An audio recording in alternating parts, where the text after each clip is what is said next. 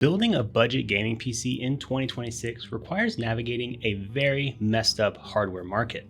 Between the AI tax inflating GPU costs and severe DRAM shortages throttling storage availability, putting together a capable system for a reasonable price feels almost impossible. But if you source your components aggressively across different retailers and accept a few strict compromises, you can still build a highly efficient 1080p and 1440p machine these days.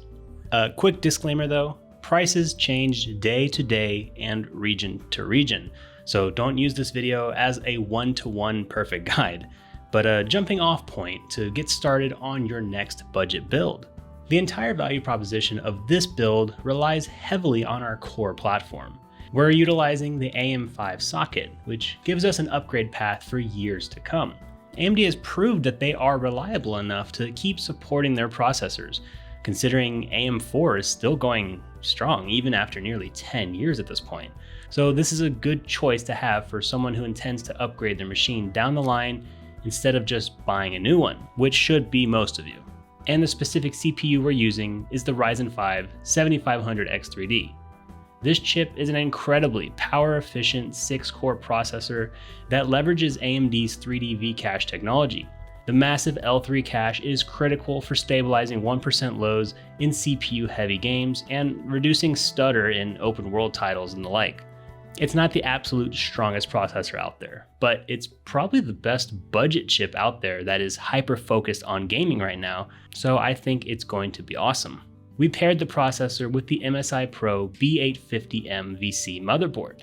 This is a mid-ranged micro ATX board that features 4 DIMM slots supporting up to 256 gigabytes of DDR5 memory. We also have ample storage expansion, offering 3 total M2 slots, with the primary slot wired directly to the CPU to support Gen 5 NVMe drives. So if you ever win the lottery, you'll be ready. The rear I/O provides a 5 gigabit LAN port for high-speed wired networking, substantial ports for everything you need, alongside integrated Wi-Fi 6E and Bluetooth. The VRM heatsinks are straightforward metal blocks, but they easily manage power delivery for a 65-watt chip like ours without thermal throttling. It's a pretty feature-rich motherboard considering the price we got it for. The memory included is a single stick of DDR5 RAM from G.Skill, 16 gigabytes in size and clocked at 6,000 megatransfers per second. Now look, I know one stick of RAM is not ideal, but running single channel in DDR5 is not the death sentence that it once was on DDR4. It's a mild performance hitch at best. If you're building this PC and you want a second stick, go ahead and buy one and throw it in. It's your build. But for the rest of us, I really recommend giving it a shot. You'll be pleasantly surprised how good this PC runs in the benchmarks. So why am I only using one stick then? Well, this CPU, motherboard, and RAM are sold as a combo from Micro Center for only $275 all in, which is pretty dang good considering the current market conditions. The only downside is that Micro Center does not ship any of their products, so I had to drive pretty far to pick this thing up. If you don't live anywhere near a Micro Center, sorry.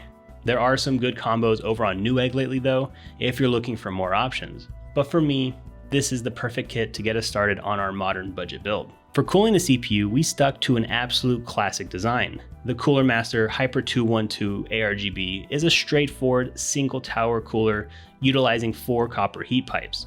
Because our CPU runs so efficiently, you don't need a massive dual tower cooler or an expensive AIO liquid cooler. It also comes with an ARGB fan that should match the rest of our build nicely and look pretty good in the thumbnail. We managed to snipe this cooler on Woot for just $10.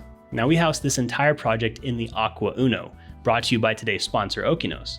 If you're building a new micro ATX system or just swapping your current hardware into a modern chassis and you don't want to spend a ton of money, this case might be the best value proposition out there, considering it's only $50. It features a compact footprint that saves valuable desk space without sacrificing a clean internal layout. The standout feature is the 270-degree panoramic tempered glass, removing the front pillar to give a massive, unobstructed view of your components.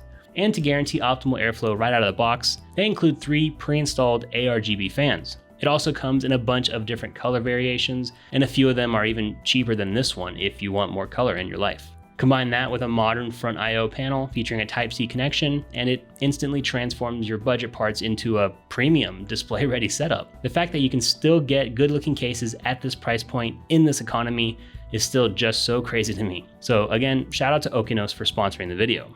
The storage is where current market conditions force the hardest compromise. Enterprise AI data centers are hoarding NAND flash, causing consumer SSD costs to skyrocket. So some sacrifices are going to have to be made. We ended up using a 512GB NX series NVMe drive from Kingspec.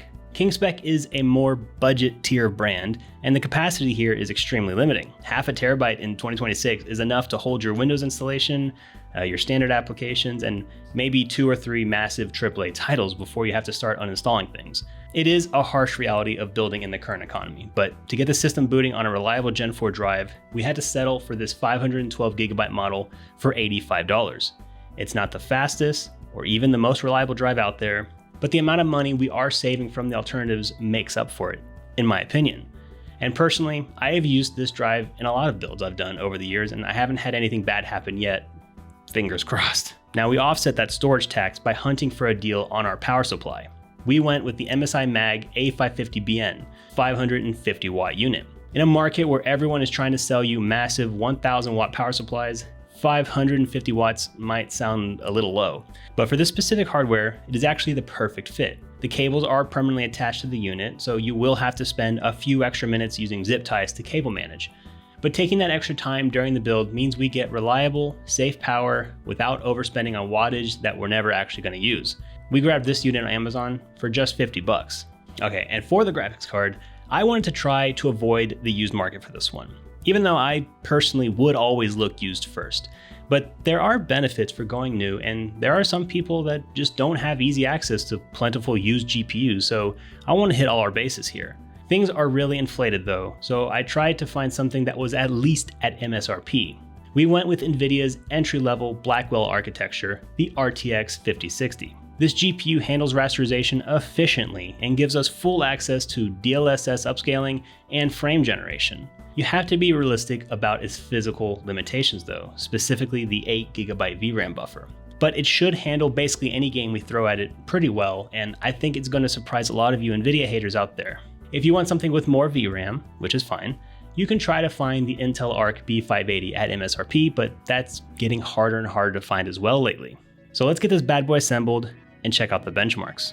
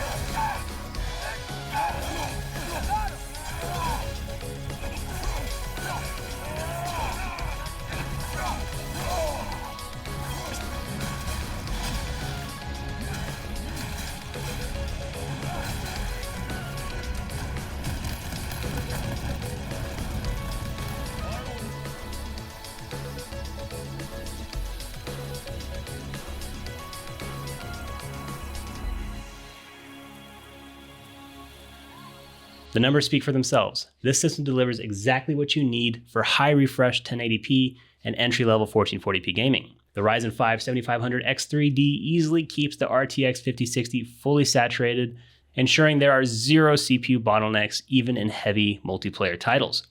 You do have to be realistic about the hardware compromises required to hit this price point in 2026. The 512GB SSD means you will be managing your game library frequently, and the 8GB VRAM limit on the 5060 requires you to keep texture settings in check at 1440p to avoid slowdowns or performance drops. The real value of this build is the core platform. By utilizing the AM5 bundle, you have built a system that is not a dead end. When storage prices eventually normalize, you have extra M2 slots to drop in more capacity.